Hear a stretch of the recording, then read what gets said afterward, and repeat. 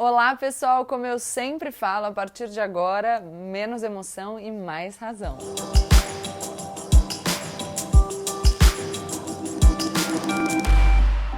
Bom, a gente está começando agora o vídeo número 1 de 32, analisando o discurso do presidente Jair Bolsonaro, e a gente vai começar fazendo uma breve análise sobre o sistema de aquecimento da piscina. Brincadeira.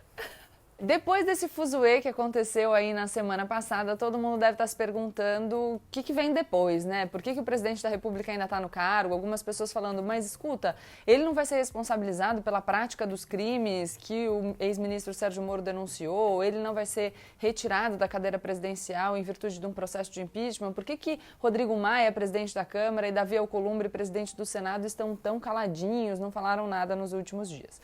Acho que tem algumas coisas para a gente considerar antes de partir para a análise propriamente do discurso do Bolsonaro. A primeira é que, embora o ex-ministro Sérgio Moro tenha feito acusações contra o presidente Jair Bolsonaro, essas acusações precisam ser provadas e vão ser provadas no âmbito de uma investigação no Supremo Tribunal Federal. A gente já sabe que existe um pedido do procurador Augusto Aras e ele faz um pedido que inclui tanto a investigação daquilo que foi dito pelo ex-ministro Sérgio Moro, quanto a investigação dos crimes que poderiam ter sido praticados pelo ministro Sérgio Moro, caso ele tenha mentido. Então, é uma investigação aí com duas frentes. Depois, pode haver a responsabilização do presidente pelo crime de responsabilidade. Mas, tudo isso, tanto a denúncia, um processo pela prática de crime comum, quanto um processo de impeachment, então, pela prática do crime de responsabilidade, dependem de uma votação de 2/3 da Câmara dos Deputados. Então, a gente precisa de 342 deputados de 513 para poder dar andamento tanto a um processo de impeachment, para o processo de impeachment sair da Câmara e ir para o Senado, quanto para que exista a autorização da Câmara dos Deputados para que o presidente seja processado pela prática de crime comum. Por que a gente tem que considerar esses números? Porque a gente viu muitas notícias na semana passada falando que o presidente Jair Bolsonaro se aproximava do Centrão. O que é um Centrão? É um grupo de parlamentares formado por 221 deputados, se eu não me engano, da última vez que eu consultei eram 221 de diversos partidos. Esse grupo, o Centrão, ele é liderado pelo Arthur Lira, que é um deputado do PP, Partido Progressista, que inclusive divulgaram um vídeo dele com o Bolsonaro na semana passada. Então, quando o Bolsonaro se aproxima do Centrão, e aqui a gente tem notícias de promessas de cargos, para que o Centrão se sinta prestigiado e comece a dar apoio ao governo, a gente tem uma maior dificuldade para que esses processos, tanto de impeachment quanto de autorização para que o presidente seja processado, passem da Câmara dos Deputados. Deu para entender a questão política de números? Bom, vamos começar então com a análise do discurso do presidente Jair Bolsonaro, que foi feito depois das denúncias aí vindas da parte do ex-ministro Sérgio Moro. Primeiro, acho importante dizer que, como todo o discurso do Bolsonaro, aliás, vale a pena a gente relembrar aqueles vídeos que ele divulgou no WhatsApp para pessoas próximas, convocando para as manifestações ainda do dia 15 de março, colocando ele como um messias, que quase morreu para salvar o Brasil, enfim. Então tem frases como, hoje vocês conhecerão a pessoa que tem compromisso com o seu ego e não com o Brasil.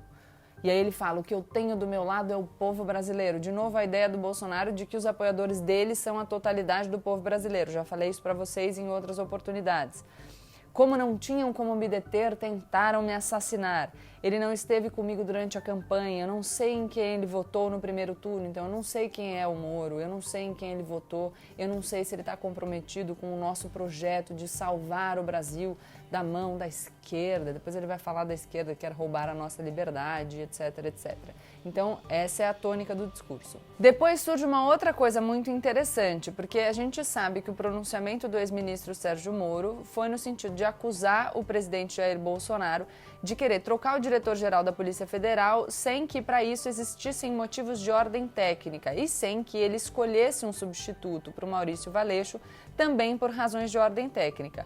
O presidente Jair Bolsonaro, então, faz uma provocação ao ex-ministro Sérgio Moro, dizendo que ele trouxe para compor a sua equipe em Brasília todas as pessoas que estão lá nos cargos eram de Curitiba, de onde vem o ministro Sérgio Moro. E aí ele fala o seguinte, será que todos os melhores quadros técnicos estavam em Curitiba?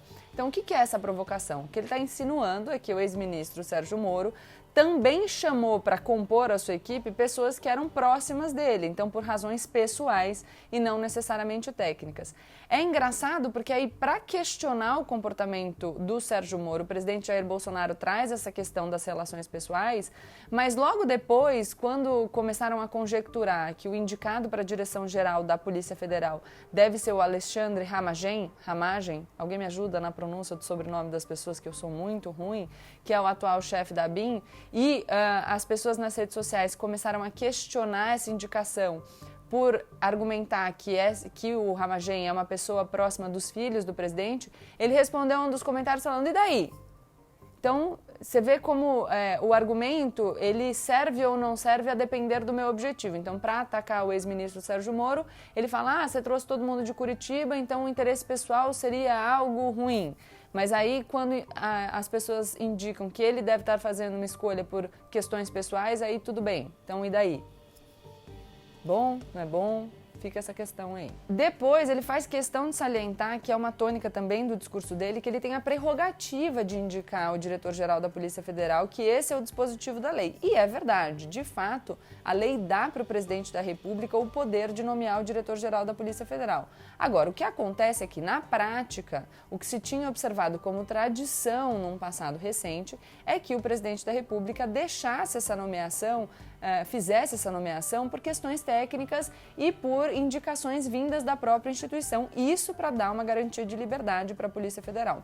A Associação dos Delegados da Polícia Federal, inclusive, publicou uma carta pedindo para que o presidente da República respeite critérios técnicos, que não indique uma pessoa próxima da família para não minar a credibilidade da instituição, e falando também que é muito importante que o Palácio do Planalto manifeste o apoio aos projetos que tramitam no Congresso que garantem a independência da Polícia Federal, garantindo independência financeira e também o mandato para os diretores gerais, que seriam nomeados pelo presidente da República, mas não poderiam ser exonerados antes do término, do fim do mandato. Bom, aí agora a gente chega, para mim, numa das melhores partes do discurso, embora a gente não vá conseguir analisar o discurso inteiro nesse vídeo, porque senão ele vai ficar muito longo, eu acho que essa é uma parte muito relevante. E eu digo isso porque eu insisto em falar aqui que o Jair Bolsonaro tem uma dificuldade em entender a diferença existente entre ele, Jair, e a presidência da República, a cadeira que ele ocupa de forma temporária, transitória. Por que eu falo isso?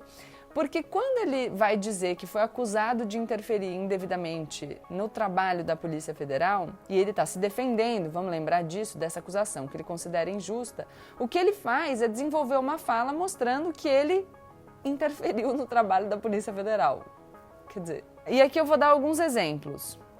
Ele fala o seguinte, a Polícia Federal de Moro se preocupou mais com o caso da Marielle do que comigo. Cobrei muito, mas não interferi. Bom, cobrar, né, é uma forma de interferir, mas de qualquer maneira, a investigação do assassinato da Marielle Franco, ela corre na Polícia Civil do Rio de Janeiro, então existe um pedido de federalização, mas esse caso não é da competência da Polícia Federal, então, enfim, não dá muito para entender, né, só mostra que ele tem uma questão aí pessoal com o caso da Marielle. Depois ele fala da investigação do Adélio, que o caso dele era muito mais fácil de solucionar e que a Polícia Federal não trabalhou nisso. O que se tem de relato é que, na verdade, a Polícia Federal trabalhou nisso de forma muito intensa. O Adélio foi acusado por violação de crimes previstos na Lei de Segurança Nacional. Internamente, na Polícia Federal, há quem chame a investigação desse caso do atentado sofrido pelo presidente Jair Bolsonaro de mini lava-jato. Tamanho foi o esforço empreendido para conduzir essas investigações. E o caso ele foi concluído, o Adélio foi responsabilizado, né? O que o presidente Jair Bolsonaro reclama é que ele gostaria de prosseguir nas investigações relacionadas a quem teriam sido os mandantes a partir da quebra de sigilo de dados do advogado do Adélio. E isso esbarra num pedido feito pela OAB que alegou a questão do sigilo do advogado. E é até por isso que no ano passado o presidente Jair Bolsonaro investiu contra o presidente da OAB, o Felipe Santa Cruz, fazendo aquelas considerações sobre questões envolvendo o assassinato do pai dele. Depois, eu acho que é a parte mais sensível desse trecho, ele começa a falar do problema do porteiro. Lembra da reportagem que envolvia uma autorização para entrada no condomínio, vinda da casa dele? Então, aí ele começa a dizer que ele teve que pedir para o filho dele lá na portaria filmar as coisas, obter as provas, o que já é um problema, né? Porque o filho dele não deveria estar interferindo naquilo que é da competência de quem está investigando a questão. E aí ele fala que ele fez um pedido para a Polícia Federal para ir para Mossoró e interrogar o ex-sargento, o Rony Lessa. Qual o problema disso? Que a própria defesa do Rony Lessa depois deu uma declaração falando que desconhece esse depoimento. Então, esse trecho da declaração do presidente Jair Bolsonaro me parece o pior trecho de toda a fala dele. Porque ele, ao dizer que ele não está interferindo no trabalho da polícia, ele, na verdade, confessa que está interferindo no trabalho da polícia. Então, acho que esse é um trecho que merece esclarecimento. Claro, né, que tudo isso veio permeado pelo aquecedor da piscina, pelo filho dele, o 04, que namorou com todo o condomínio e todas essas coisas que a gente não entendeu muito bem. De repente surgiu um metro no discurso e a gente ficou meio perdido. Mas o que a gente deve prestar atenção é no pano de fundo da retórica, então eu sou o Messias, o Moro agora é um traidor, que a gente vai ver que também foi reiterado mais pra frente quando ele fala de pautas específicas do bolsonarismo. E essa questão de que ao dizer que ele não interfere no trabalho da polícia, ele na verdade se manifesta no sentido de eu interfiro no trabalho da polícia.